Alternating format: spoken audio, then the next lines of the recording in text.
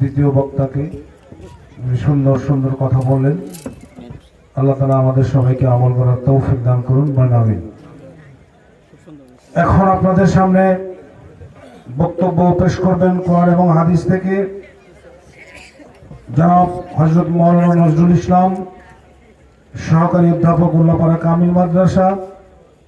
আজকের জালসার প্রধান বক্তা, প্রধান মেহমান আমি হযরত মাওলানা নজরুল ইসলাম সাহেবকে তার মূল্যবান বক্তব্য পেশ করার জন্য আহ্বান জানাচ্ছি।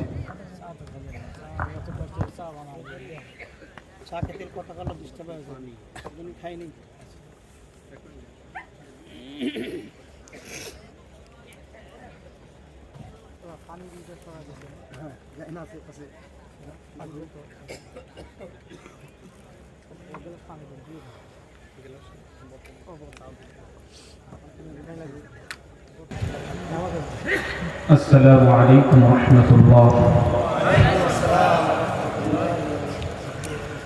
إن الحمد لله الأكرم الذي خلق الإنسان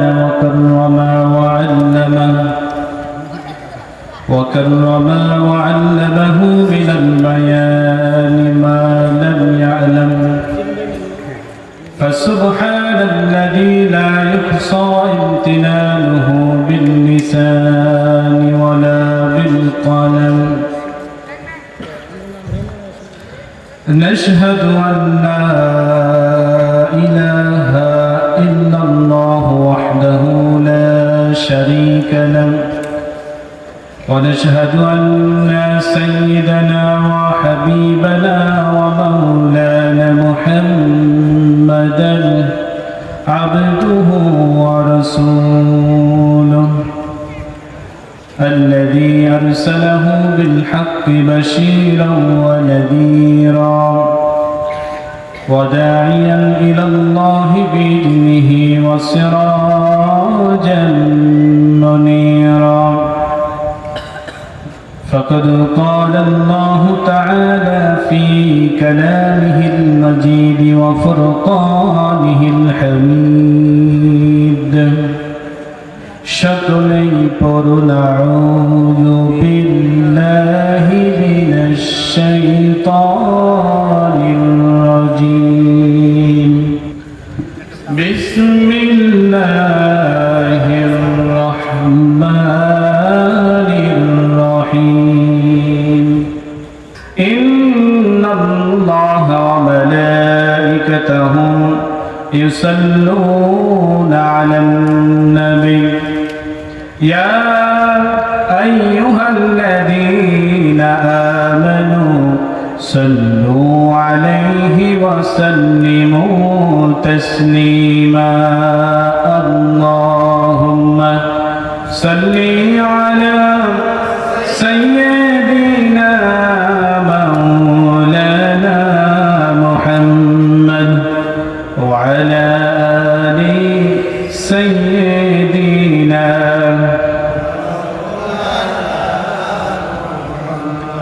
সকলেই প্রাণ খুলে মুহাব্বতে পড়ি আল্লাহুম্মা সাল্লি আলা সাইয়্যিদিনা মাওলানা মুহাম্মদ ওয়া আলা আলি সাইয়্যিদিনা।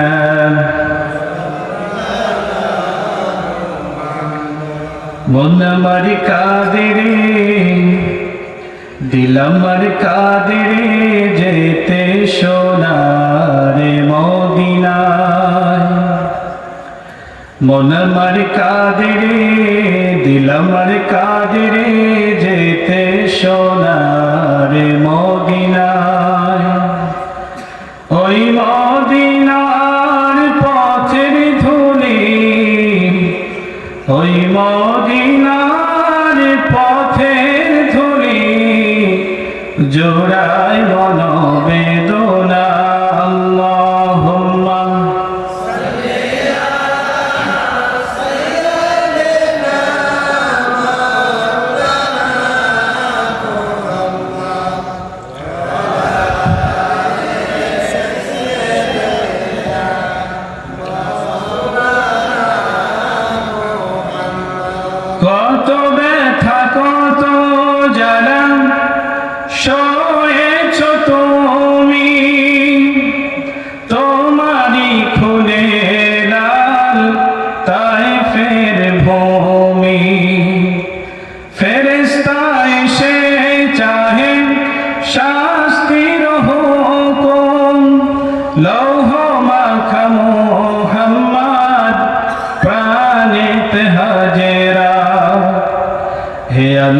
ক্ষমা করো এতায়ে প্রবাসী ওরা তো বোঝেনি আমি যে মুহাম্মদ হৃদয়ে মুহাম্মদ আল্লাহুম্মা সাল্লি আলা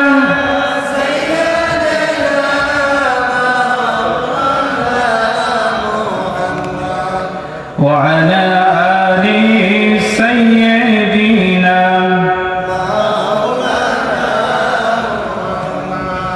তাহাজ্জুদের জায়নামাজে মরণ দিও প্রভু আমায় একামত দিনের কাজে কবুল করে নিও আমায় আল্লাহুম্মা সাল্লি আলা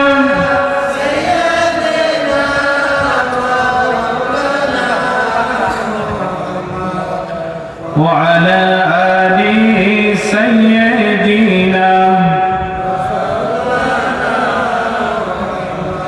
আমার একটা স্বপ্ন পূরণ করো ও গো দয়াময় তোমার পথে চলতে গিয়ে মরণ যেন হয় আমার তোমার কথা বলতে গিয়ে মরণ যেন হয় আমি অটল যেন থাকতে পারি আল কোরআনের সাথে ধৈর্য নিয়ে চলতে পারি দিন কায়েমের পথে তুমি সাহস দিও ধৈর্য দিও ওগো দয়াময় তোমার কথা বলতে গিয়ে না পাই যেন ভয় আল্লাহুম্মা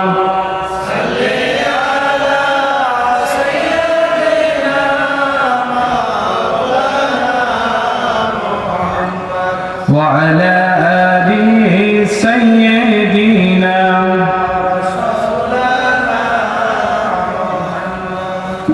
জনাব সাহির সদর উপস্থিত অধ্যকার জলসার সম্মানিত সভাপতি জনাব আলহাজ মোহাম্মদ নওসির সরকার প্রধান অতিথি নূর মুজাহিদ স্বপন ভাই আমন্ত্রিত ওলামায়ে কেরাম বিশেষ করে আলোচনা করে ধন্য করলেন আমাদের প্রিয় ভাই মহিরুদ্দিন আল ফারুকি বারাকাল্লাহু ফি হায়াতিক আল্লাহ ভাইজানের কণ্ঠকে আরো সুন্দর করুক দিনের প্রচারে গোটা দেশব্যাপী যেন আলোচনা রেখে মানুষকে দিনের পথে নিয়ে আসতে পারেন আল্লাহ তাআলা তৌফিক দান করুক সকলেই পড়ে আল্লাহুম্মা আমিন কথা বলে ধন্য করেছেন আব্দুস সালাম ভাই আমাদের প্রিয় ভাই আল্লাহ সবাইকে কবুল করুক বলেন আমিন আপনারা সকলে ভালো আছেন সমস্ত প্রশংসা সে মহান আল্লাহ তাআলার যে আল্লাহ তাআলার অশেষ মেহেরবানিতে আমরা এত সুন্দর একটি মাজলিসে এসেছি এই জন্য অবনত চিত্তে হৃদয়ের সবটুকু আবেগ অনুভূতি উজাড় করে দিল ভরে প্রাণ ভরে আল্লাহর শুকরিয়া আদায় করি আলহামদুলিল্লাহ শতকোটি দরুদ সেই মানুষটির উপর যিনি একাধারে তিন হিসেবে সকলের স্নেহের পাত্র স্বামী হিসেবে প্রেমময় পিতা হিসেবে স্নেহের আধার যিনি সফল রাষ্ট্রনায়ক সেনাপতি হিসেবে পৃথিবীর সমস্ত সেনাদের আদর্শ as a father as a teacher as a law giver as a law maker as a reformer of the society Muhammad সকলেই পড়ি সাল্লাল্লাহু আলাইহি ওয়াসাল্লাম বিশ্বনবী ছিলেন জাতির মহান শিক্ষক যার উপর নাজিল করা হয়েছিল মহাগ্রন্থ আল কোরআন যিনি প্রতিষ্ঠা করেছিলেন সুখী সমৃদ্ধি আধুনিক সর্বাধুনিক একটি সোনালী সমাজ যার আগমনে বন্ধ হয়ে গেল খুন খারাপি থেমে গেল রক্তপাত জেনে বেবিচার মানুষ পেল শান্তি আর নিরাপত্তা শ্রমিক পেল তার শ্রমের ন্যায্য অধিকার নারী পেল তার মাতৃত্বের পদমর্যাদা শোষিত নির্যাতিত নিপীড়িত নিষ্পেষিত লাঞ্ছিত অপমানিত মানবতা ইতিহাসের ঘোর অন্ধকার ভেদ করে প্রতিষ্ঠা করলেন একটি সুন্দর সোনালী সমাজ বিশ্বনবী মুহাম্মদ সাল্লাল্লাহু আলাইহি ওয়াসাল্লাম ঘুণে ধরা এই সমাজের বৈপ্লবিক পরিবর্তন করলেন, সাম্যের সমাজ, ঐক্যের সমাজ গঠন করলেন। তিনি বললেন, আনা আবুরুকুম বিখামসিন আল্লাহু আমারনি বিহিন্না, আমি তোমাদেরকে 5টা বিষয়ের নির্দেশনা দিচ্ছি, যেই 5টা বিষয়ের নির্দেশনা স্বয়ং আল্লাহ তাআলা আমাকে দিয়েছেন। জোরে বলুন কয়টা? আরো জোরে বলতে হবে কয়টা? মনে রাখতে হবে। সেই 5টা বিষয় হলো আল জামাআতু ওয়াস সামঈ ওয়াত তাআতি ওয়াল হিজরাতু ওয়াল জিহাদি ফি সাবিলিল্লাহ। 1 নাম্বার হচ্ছে জামাতবদ্ধ জীবনযাপন, একাকী না থাকা। ইসলামে একাকী থাকার কোনো সুযোগ নাই, ইসলামে বৈরাগ্যতার কোনো সুযোগ নাই। একটি জাতির জন্য সংঘবদ্ধ জীবন অপরিহার্য বিষয়। সংঘবদ্ধ জীবন কি করতে পারে? 24-এর গণ অভ্যুত্থানের ভিতর আমরা সেটা দেখতে পেয়েছি। যখন ছাত্রদেরকে পাখির মতো গুলি করে হত্যা করা হচ্ছিল, তখন আমরা দেখেছি সকল সেক্টরের মানুষ রাস্তায় নেমে যখন প্রতিবাদ করল, সেই সময়ের 15 বছরের ফ্যাসিস্ট, জালিম, অত্যাচারী শাসক ফ্যাসিস্ট হাসিনা বা খুনি হাসিনা এই প্রতিরোধে, এই আন্দোলনের মধ্য দিয়ে দেশ ছেড়ে পালাতে বাধ্য হয়েছে। যদি কোন ঠিক কিনা? এটা কিভাবে সম্ভব হয়েছে? ঐক্যবদ্ধের মাধ্যমে, সংঘবদ্ধের মাধ্যমে। একাকী সম্ভব নয়। এই জন্য আল্লাহ তাআলা কোরআনুল কারিমে বলেন, আমার সাথে পড়ুন, আউযু বিল্লাহি মিনাশ শাইতানির রাজীম, বিসমিল্লাহির রাহমানির রাহিম, ওয়া'তাসিমু বিহাবলিল্লাহি জামিআন ওয়া লা তাফাররাকু واذكروا نعمة الله عليكم إذ كنتم أعداء فألف بين قلوبكم فأصبحتم بنعمته إخوانا. جرب الله أكبر. الله رب العالمين বলেন, দুনিয়ার মানুষ তোমরা সংঘবদ্ধ জীবন ধারণ করো, আল্লাহর রজ্জুকে শক্তভাবে ধারণ করো, বিচ্ছিন্ন হয় না। ওয়ালা তাফাররাকু, পরস্পর বিচ্ছিন্ন হয় না। কারণ তোমরা যদি পরস্পর বিচ্ছিন্ন হয়ে পড়ো, তোমরা সংখ্যায় দুর্বল হয়ে পড়বে। আর যখন তোমরা সংখ্যায় দুর্বল হবে, বাতিল শক্তি তোমাদের উপরে কিন্তু আক্রমণ করবে। ওয়াযকুরু নি'মাতাল্লাহি আলাইকুম ইয কুনতুম আ'দাআন, স্মরণ করুন সেই সময়ের কথা যখন আল্লাহ তোমাদের উপর অনুগ্রহ করেছিলেন। তোমরা ছিলে পরস্পর শত্রু, তোমরা ছিলেন একজন আরেকজনের শত্রু। তোমরা বিচ্ছিন্ন থাকার কারণে, পরস্পর বিচ্ছিন্ন থাকার কারণে একজন আরেকজনের বিষয়ে ফতোয়া দিতা, একজন আরেকজনের পিছনে লেগে থাকতাম, যার কারণে তোমরা নিজেরা শত্রু ছিলে। কিন্তু যখন তোমরা ঐক্যবদ্ধ হলে, ঐক্যবদ্ধ হয়ে তোমার ভাইয়ের জন্য রাস্তায় নেমে আসলে, 2 হাত উঁচু করে দিয়ে বুক সামনে পেতে দিলে, আল্লাহ পাক বলেন ফাআল্লাফা বাইনা কুলুবিকুম, আল্লাহ তখন তোমাদের প্রত্যেকের অন্তরে রহম ঢেলে দিল। ফাআসবাহতুম বিনি'মাতিহি ইখওয়ানা, যার কারণে তোমরা পরস্পরের ভাই হয়ে গেলে। বলেন সুবহানাল্লাহ। এর সংঘবদ্ধ জীবনের দরকার আছে না নাই? হযরত ওমর ফারুক রাদিয়াল্লাহু তাআলা আনহু বলেন, লা ইসলামা ইল্লা বিজামাআহ ওয়া লা জামাআতান ইল্লা বিইমারা ওয়া লা ইমারাতা ইল্লা বিতাআতিন। ইসলাম হয় না সংঘবদ্ধ জীবন ছাড়া, আর সংঘবদ্ধ জীবন হয় না আমির ছাড়া, নেতা ছাড়া, আর আমির হয় না আনুগত্য ছাড়া। একটি সুনিপুণ নেতৃত্ব একটি পিছিয়ে পড়া সমাজকে আগায় নিতে পারে। আমরা দেখতে পাচ্ছি 84 বছরের বৃদ্ধ মানুষ কিভাবে দেশটাকে আগায় নিচ্ছে। যদি কোন ঠিক কিনা? একদম খাদে পড়ে যাওয়া দেশটা ধীরে ধীরে ধীরে ধীরে একটু একটু করে আগায় নিচ্ছে। আমরা আগে দেখেছি যে সরকার নামানোর জন্য মানুষ আন্দোলন করত, এখন দেখতে পাচ্ছি যে সরকার টেকানোর জন্য আন্দোলন করবে। যেরকম ঠিক কিনা? সুনিপুণ নেতৃত্বের গুণাবলী ছিল বিশ্বনবী মুহাম্মদ সাল্লাল্লাহু আলাইহি ওয়াসাল্লামের। তিনি তার অল্প সময়ের ভিতরে চমক দিয়ে গোটা পৃথিবীতে ইসলাম প্রতিষ্ঠা করেছিলেন। ঠুনকো বিষয়কে কেন্দ্র করে যারা বছরের পর বছর যুদ্ধ বিগ্রহে লেগে থাকত, সেই মানুষগুলো রাসূলের সংস্পর্শ পেয়ে সুনিপুণ নেতৃত্বের কারণে তারা মানুষের জানের নিরাপত্তা দিতে লাগলো, আমানতদার হয়ে গেল। এই জন্য সুনিপুণ নেতৃত্বের দরকার আছে। জয় বলুন ঠিক কিনা? সুনিপুণ নেতৃত্ব আমরা কিভাবে বুঝবো? আমরা তো নেতা নির্বাচন করতে ভুল করি। আমরা এমন নেতার পিছনে ঘুরি যেই নেতা নামাজি হয় না, যে নেতা চাঁদাবাজ, ঘুষখোর, সুদখোর, নিজের স্বার্থ নিয়ে পড়ে থাকে। নেতা তো তাকেই বলে যিনি পথ চেনেন, মানুষকে পথ দেখান, আবার সবাইকে ওই পথে চলতে পারেন। জয় কোন ঠিক কিনা? নেতা যদি ভালো হয়, কর্মীদেরকে সে ভালো পথে পরিচালিত করে। আমরা এমন নেতা দেখেছি যিনি ইমাম হন আর কর্মীরা সব হয় মুক্তাদি। জয় কোন ঠিক কিনা? কারণ কাল কঠিন কিয়ামতের ময়দানে প্রত্যেকটা কর্মীকে আল্লাহ তাআলা নেতার নাম ধরে ডাক দিবেন। মিথ্যা কথা বললাম? আল্লাহ রাব্বুল আলামিন বলেন, ইয়াউমা নাদউ কুল্লা উনাসিন বিইমামিহিম ফামান উতিয়া কিতাবাহু বিয়ামিনিহি ফাউলাইকা ইয়াকরাউনা কিতাবাহুম ওয়া লা ইউযলামুনা ফাতিলা।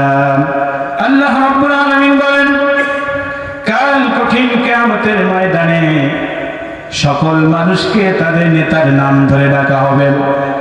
নেতা যদি ভালো হয়, কর্মীরা ভালো অবস্থানে থাকবেন, আর নেতা যদি খারাপ হয়, ওই মানুষটা কিন্তু ভালো অবস্থানে থাকবেন না। আমরা অনেক নেতাকে দেখেছি, নেতা যখন বিপদে পড়ে কর্মীদের কথা মনে রাখে না। নেতা নিজেকে বাঁচানোর জন্য দেশ ছেড়ে পালায় যায়, আছে না নাই? ওয়াকালু রব্বানা ইন্না আতা'না সাদাতানা ওয়া কুবারা'না ফাআদাল্লুনা আস-সাবিলা। জোরে বলুন আল্লাহু আকবার। আল্লাহ রাব্বুল আলামিন বলেন, কিয়ামতের ময়দানে মানুষরা ডেকে বলবেন, আমাদের রব, আমাদের আল্লাহ, আমরা আমাদের নেতাদের অনুসরণ করেছিলাম আর নেতা আমাদেরকে ভুল পথে পরিচালিত করেছিল। আজকে নেতাদেরকে নিয়ে আসেন, নেতাদেরকে পায়ের সাথে পিষবো আর একসাথে জাহান্নামে যাব। যদি কন্যা উজুবিল্লাহ। সুতরাং সংঘবদ্ধ জীবনের দরকার আছে না নাই? আমার ভাইরা, হযরতে হুযাফা আল ইয়ামান রাদিয়াল্লাহু তাআলা আনহু বলেন, মানুষেরা হুজুরের কাছে আসতেন আর কল্যাণ সম্পর্কে জিজ্ঞাসা করতেন। সংঘবদ্ধ জীবন কিরকম প্রয়োজন, এই হাদিসটা শুনলে আমরা বুঝতে পারব। হুযায়ফা বলেন, লোকেরা রাসূলের কাছে আসতেন আর কল্যাণ সম্পর্কে জিজ্ঞাসা করতেন, বলতেন, দুল্লানি আলা আমালিন ইযা আমিলতুহু দাখালতুল জান্নাহ। ইয়া রাসূলুল্লাহ, আমাকে ভালো কিছু আমল বলে দেন যে আমল করলে পরে আমি জান্নাতে যেতে পারবো। কিন্তু আমি হুযায়ফা হুজুরকে কল্যাণ সম্পর্কে জিজ্ঞাসা করতাম না, শুধু অকল্যাণ সম্পর্কে জিজ্ঞাসা করতাম। মাখাফাতান আন ইউদরিকানি, এই ভয়ে যদি অকল্যাণ আমাকে পেয়ে বসে আমার অবস্থান তখন কেমন হবে। হুযায়ফা বলেন, ইয়া রাসূলুল্লাহ, আমরা তো জাহেলি যুগের অকল্যাণের ভিতরে ছিলাম, ইসলাম গ্রহণের মধ্য দিয়ে আল্লাহ আমাদেরকে কল্যাণ দান করেছেন। এই কল্যাণের পরে কি আবার কোনো অকল্যাণ আছে নাকি? হুজুর বললেন, না, কল্যাণের পরে আবার অকল্যাণ আছে। হুযায়ফা বলেন, ইয়া রাসূলুল্লাহ, ইয়া হাবিবাল্লাহ, সেই অকল্যাণের পরে কি আবার কোনো কল্যাণ আছে নাকি? আল্লাহ হাবিব বললেন, নাম ওয়া ফীহি দাখানুন, কল্যাণ আছে, তবে সেটা ধোঁয়াযুক্ত কল্যাণ। কেমন? ধোঁয়াযুক্ত কল্যাণ। হুযায়ফা বলেন, ইয়া রাসূলুল্লাহ, এই ধোঁয়াযুক্ত কল্যাণ তো বুঝি নাই, বুঝাইয়া দেন। আল্লাহ রাসূল বললেন কওমুন ইস্তান্নুনা বিগায়রি সুন্নতি ওয়া ইয়াহদুনা বিগায়রি হাদি, সম্প্রদায়ের লোকেরা আমার সুন্নত বাদ দিয়া অন্য মানুষের সুন্নত অনুসরণ করবে, আমার হেদায়েত আমার আদর্শ বাদ দিয়ে নিজেদের মন গড়া আদর্শে চলবে। হুযায়ফা, তুমি তাদেরকে দেখলেই চিনবে এবং অপছন্দ করবে। হুযায়ফা বলেন, ইয়া রাসূলুল্লাহ, এই ধোঁয়াযুক্ত কল্যাণের পরে আবার কি কোনো অকল্যাণ আছে? আল্লাহ রাসূল এবার সাবধান করে বললেন, হুযায়ফা, এমন অকল্যাণ দুআতুন আলা আবওয়াবি জাহান্নাম, মানুষ জাহান্নামের কিনারায় দাঁড়ায় দাঁড়ায় মানুষদেরকে জাহান্নামের দিকে আহ্বান করতে থাকবে। সুদ, ঘুষ, হত্যা, ধর্ষণ, রাহাজানি এগুলো এত ব্যাপক আকারে বৃদ্ধি পাবে, সুদ আর ঘুষ বলবে, আসো আমার কাছে, আমি তোমার সম্পদশালী বানিয়ে দেবো। এনজিও গুলো ডেকে বলবে, আসো আমার কাছে, তোমাদের বাড়ি বানিয়ে দেব, গাড়ি বানিয়ে দেব, তোমার সুখী বানিয়ে দেব। এইভাবে করে এমন ভাবে ডাকতে থাকবে, মনে হবে যেন জাহান্নামের দরজায় দাঁড়ায় আছে। নারীরা বেপরদায় রাস্তায় নেমে পড়বে, পুরুষদেরকে এমন ভাবে আকৃষ্ট করবে, মনে হবে যে তারা জাহান্নাম থেকে দাঁড়িয়ে দাঁড়িয়ে ডাকতেছে। নিসান আজাবাহু ইলাইহা ফাজাফুহু ফিহা, হুযায়ফা, যারাই তাদের ডাকে সাড়া দিবে তাদেরকে জাহান্নামের ভিতরে নিক্ষেপ করা হবে। আমার ভাইয়েরা, হুযায়ফা বললেন, ইয়া রাসূলুল্লাহ সিফহুম লানা, আপনি তাদের গুনাহ আমাদেরকে বর্ণনা করুন। আল্লাহ রাসূল বললেন, হুম মিন জিলদাতিনা ওয়া ইয়াতাকাল্লামুনা বিআলসিনাতিনা, তারা আমাদের মতোই মানুষ, আমাদের ভাষায় তারা কথা বলে, আমাদের মতোই দাড়ি আছে, টুপি আছে, পাঞ্জাবি আছে, কিন্তু যখন কথা বলে কথার ভিতরে বিষ মিশায়া দেয়। হুযায়ফা বলেন, ইয়া রাসূলুল্লাহ, সত্যি সত্যি সেই মানুষগুলো যদি আমরা কখনো পেয়ে যাই, সেই যুগ যদি আমরা পেয়ে যাই, আমাদের কি করতে হবে? আল্লাহ রাসূল তখন বললেন, তালজামু জামাআতাল মুসলিমিন, তোমরা মুসলমানদের জামাতের মধ্যে শামিল হয়ে যাবা। ওয়া ইমামিহিম, এই জামাতের যিনি ইমাম হবেন, আমির হবেন, সেই আমিরের আনুগত্য করবা। ফাইন্নাহু মান খারাজা মিনাল জামাতি কিদা শিবরিন ফাকাদ খালা রিবকাতাল ইসলামি মিন উনুকিহি।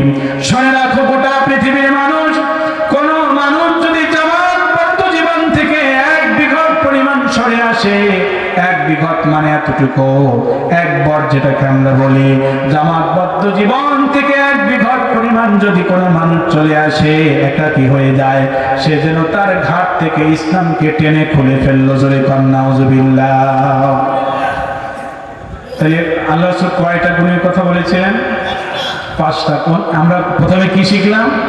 আমাদের একসাথে থাকতে হবে, জামাতবদ্ধ জীবনের ভিতরে থাকতে হবে। অনেকেই আছে এরকম যে, ভাই আমি আগে পিছে নাই, আমি আমার মতো, ওখানে গেলে বিপদ হইতে পারে। তো এইরকম অনেক মানুষ আছে। এই যে সামনে আমাদের একটা সুন্দর সময় এসেছে, এরকম মানে ফ্রিলি কথা বলার সুযোগ আমরা আগে পাই নাই। তো এখন এত সুন্দর একটা পরিস্থিতি, এত সুন্দর সুযোগ আমাদেরকে আল্লাহ তাআলা দিলেন, এটা সব ব্যবহার করতে হবে না? আমরা এমন নেতার পিছনে যাব, ঘুরবো, যেই নেতা আমাদেরকে জান্নাতের দিকে উদ্বুদ্ধ করবে। আমরা কোন চাঁদাবাজের সাথে থাকতে চাই না। যখন ঠিক কিনা? লিল্লাহি তাকবীর, নারে তাকবীর। আল্লাহ কবুল করুন, বলেন আমিন। 2 নাম্বার হচ্ছে ওয়াসসামাই, আল্লাহ এবং তার রাসূলের কথা শ্রবণ করতে হবে, শুধু শুনলে হবে না। ওয়াত্তাআতি, আনুগত্যের ভিতরে সেটা আবার প্রকাশ করতে হবে। 4 নাম্বার হচ্ছে আল হিজরতি, ইসলামের প্রয়োজনে, আল্লাহর প্রয়োজনে নিজের দেশ ছেড়ে অন্য দেশে পাড়ি জমানো। আর 5 নাম্বার হচ্ছে আল জিহাদি ফি সাবিলিল্লাহ, জান আর মাল দিয়ে আল্লাহর রাস্তায় জিহাদ করে। এখন বলে, হুজুর এখন কি জিহাদ আছে নাকি? যেই লোকটার উপর নামাজ ফরজ, ওই লোকটার উপর জিহাদও ফরজ। আপনি নামাজ পড়েন না, নামাজ পড়লে আপনার উপর কি জিহাদ ফরজ। এই যে ফিলিস্তিনের ভাই বোনেরা কত কষ্ট করতেছে, আমরা তো তাদের জন্য একটু দোয়া করব, এই চিন্তা আমাদের ভিতরে আসে না। কত শিশুদেরকে মায়ের বুক খালি করে হত্যা করে দেওয়া হলো। প্রিয় ভাইরা, জিহাদ আল্লাহ তাআলা সবচেয়ে বেশি ভালোবাসেন, কিন্তু জিহাদ থেকে আমরা সবচেয়ে বেশি ভয় পাই। আল্লাহ পাক কোরআনুল কারীমে বলতেছেন, ইন্নাল্লাহা ইউহিব্বুল্লাযীনা ইউকাতিলুনা ফী সাবিলিহি সাফফান কান্নাহুম বুনিয়ানুম যারা সীসার এলাকা চিনে নেন, সারিবদ্ধভাবে কাতারবদ্ধভাবে দাঁড়িয়ে দাঁড়িয়ে আল্লাহর পৃথিবীতে আল্লাহর দিন কায়েমের চেষ্টা করে, আল্লাহ পাক বলেন এই বান্দাদেরকে আমি সব চাইতে বেশি ভালোবাসি। ইয়াগফির লাকুম যুনুবাকুম ওয়া ইউদখিলকুম জান্নাতিন তাজরি মিন তাহতিহাল আনহার। শুধু তাই নয়, আমি আল্লাহ পাক তাদের জীবনের সব গুনাহ খাতা মাফ করে দেই, আর তাদের জন্য এমন একটা জান্নাত দিয়া দেই যে জান্নাতের তলদেশ দিয়ে নহর প্রবাহিত হবে। এই জান্নাত কি পেতে চান? এবার একটু বুকে হাত দেন তো, বুকে হাত দিয়ে বলেন জান্নাত পাওয়ার মতো কাজ কি আমরা করি? করি না, তাই না? আপনি যে কাজ করেন, আমরা যে কাজ করি, জান্নাতের উপযুক্ত কাজ কি হয়? হয় না। এখন বলুন হুজুর আশা তো করতে পারি। মনে করেন যে আপনি যাবেন রাজশাহীতে। কোথায় যাবেন? রাজশাহীতে। উল্লাপাড়া গেছেন অথবা চাটমোহর গেছেন। এখান থেকে আপনি রাজশাহীর ট্রেনে উঠবেন, যাই দেখেন যে ট্রেনে কোনো সিট নাই। আবার আপনি যে দাঁড়িয়ে থাকবেন সেই কষ্ট আপনি সহ্য করতে পারেন না। এখন একজন এসে বলতেছে, ভাই এই ঢাকার দিকে যে ট্রেনটা যাবে এই ট্রেনটাতে কিন্তু সিট খালি আছে, এসি সিটও খালি আছে। এখন আপনার যাওয়ার কথা কোথায়? আপনি কি ঢাকা ট্রেনে উঠবেন? তো চিন্তা করলেন না ভাই আমার তো ওই দাঁড়ায় দাঁড়ায় রাজশাহী যাওয়া সম্ভব না, যেহেতু ট্রেনে ঢাকার ট্রেনে সিট খালি আছে আমি আরামে বসে রাজশাহীতে যাব। তো ঢাকার ট্রেনে উঠে বসছেন, উঠে ট্রেনের ভিতরে নামাজের জায়গা আছে। এই নামাজের জায়গায় গিয়ে আচ্ছা মতো রুকু সেজদা করে আল্লাহর কাছে বলতেছেন, আল্লাহ আমার যতটুকু করার করছি এবার তুমি আমার রাজশাহী পৌঁছায় দাও। তাই কি সম্ভব? কোথায় পৌঁছাবেন? তো আপনি আপনার কর্ম দিয়ে তো আপনি জান্নাতের আশা করবেন, আপনি মুক্তির আশা করেন, কিন্তু মুক্তি কোন পথে আছে এইটা যদি আপনি তালাশ না করেন, ভুল ট্রেনে উঠলে কি আপনি গন্তব্যে পৌঁছাতে পারবেন? কবি বলেন যে শুকনা জায়গায় নৌকা চলে না। নৌকা যদি চালাতে চান কোথায় নিতে হবে? পানিতে নিতে হবে।